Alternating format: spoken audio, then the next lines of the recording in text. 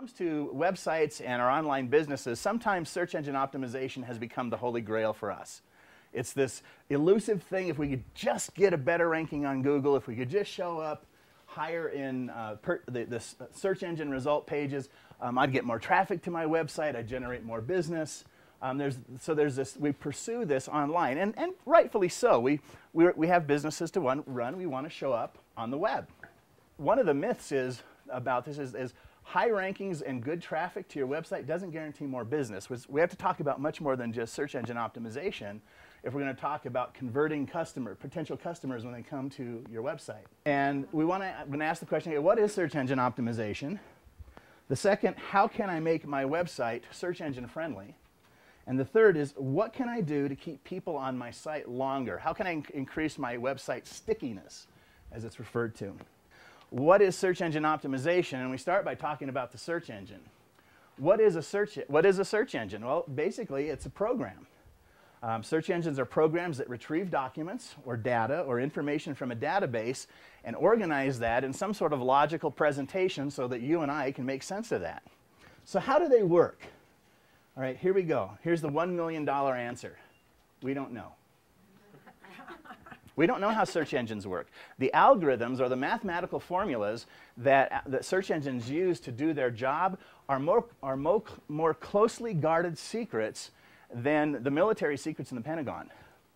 If we knew exactly how Google did its work, it'd put Google out of business. So they guard those algorithms very jealously. As a matter of fact, no one person at Google understands the entire search algorithm.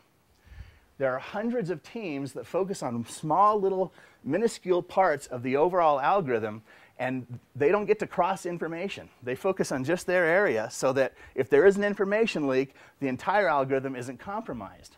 Now, another thing that complicates this for us when it comes to ranking on the search engines is that the search engines are dynamic, they're not static. In 2008, it was reported that Google made over 400 changes to its algorithm in that year alone. Fortunately, even though Google doesn't tell us how it does what it does give us some pointers as to what we can do to increase our website's potential when it comes to rankings and indexing. And in our businesses, our big question is, how do we wind up on that first page of the search engine results? I mean, that's great. That would be kind of nice, wouldn't it? And there's no real hard, fast answer to that. And somebody who says they can get you on page 1 of Google in 2 weeks, you probably want to really hold them in suspect, because if they can do that, they're probably using what are called black hat SEO techniques. They're trying to fool the search engine. So when we're talking, the techniques we're going to talk about today are the white hat SEO techniques, the good guy stuff. We got the black hats and the white hats, you know, and we're going to talk about the good guy stuff. So here's what SEO is, the definition of search engine optimization. SEO is simply intentionally designing the structure and content of your website so your site is easily found, easy to index, and contains relevant content to the searches.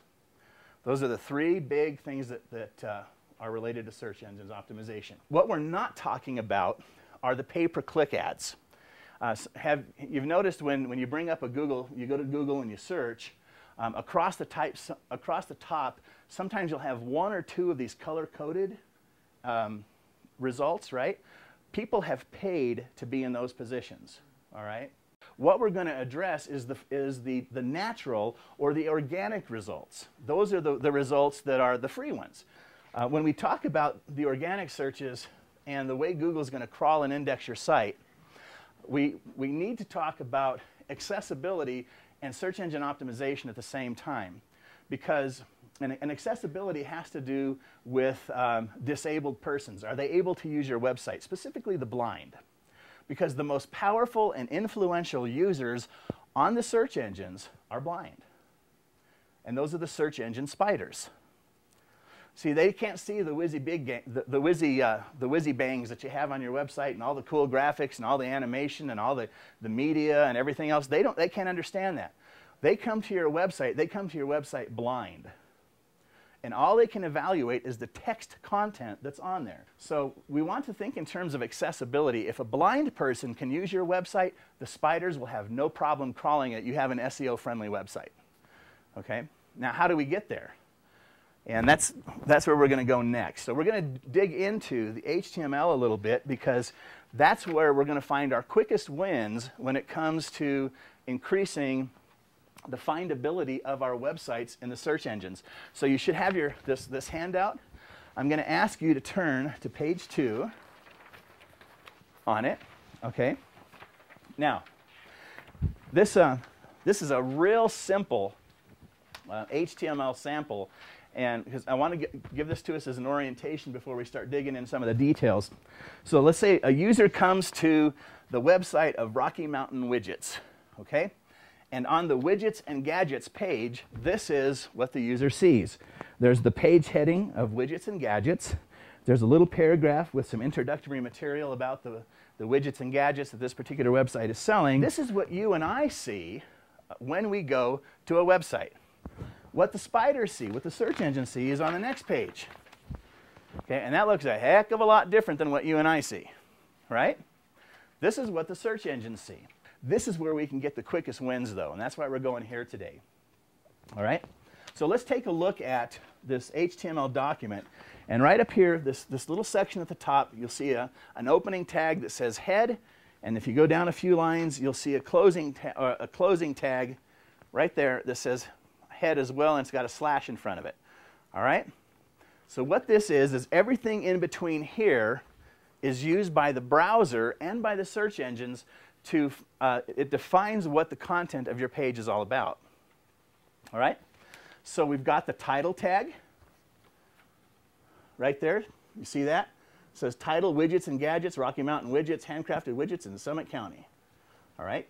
So whatever is in that title tag, flip back to our user view. Whatever is in that title tag shows up across the top of somebody's browser right there. You see that?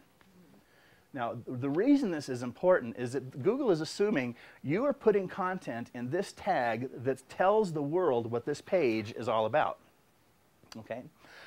And how many websites have you been to where there's one word in there and it says welcome? That's a waste of space. Welcome to what? You know, right?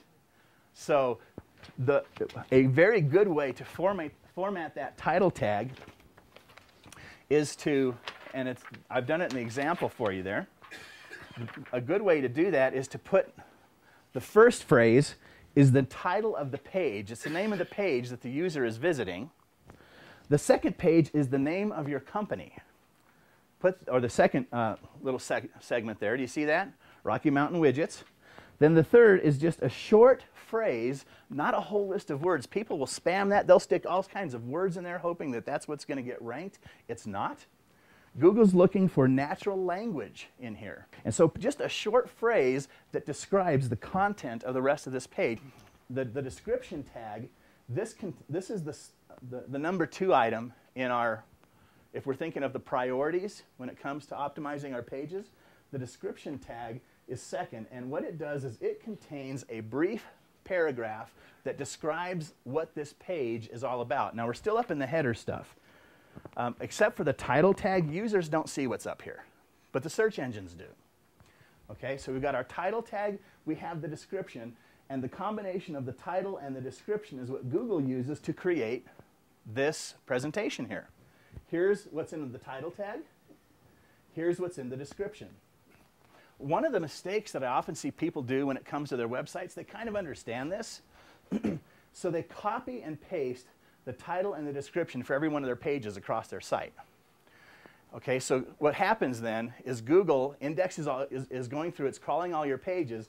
It sees the same title and the same description for multiple pages on your site. How many pages get indexed?